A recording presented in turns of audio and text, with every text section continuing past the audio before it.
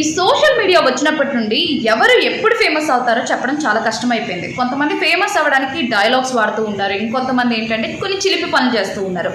అవే కనుక జనాల్లో ఇంపాక్ట్ చూపిస్తే వాళ్ళు క్షణాల్లోనే ఫేమస్ అయిపోతూ ఉన్నారనమాట.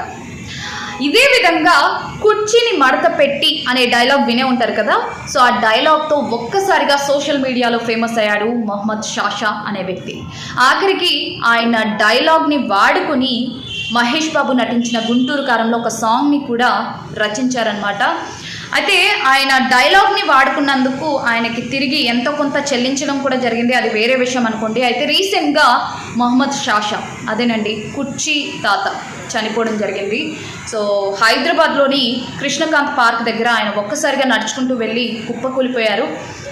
వడదెబ్బ కారణంగానే ఆయన తీవ్ర అస్వస్థతకు గురైనట్లుగా ఆయన కుటుంబ సభ్యులు అయితే చెప్తూ ఉన్నారు. ప్రజెంట్ అయితే వాళ్ళ యొక్క ఆర్థిక పరిస్థితి కూడా చాలా దారుణంగా ఉంది. కాబట్టి సినీ రంగం నుండి ఎంతో కొంత సహాయం వస్తే బాగుంటుందని చెప్పేసి కూడా వాళ్ళు ఆశిస్తున్నట్టుగా తెలుస్తూ ఉంది.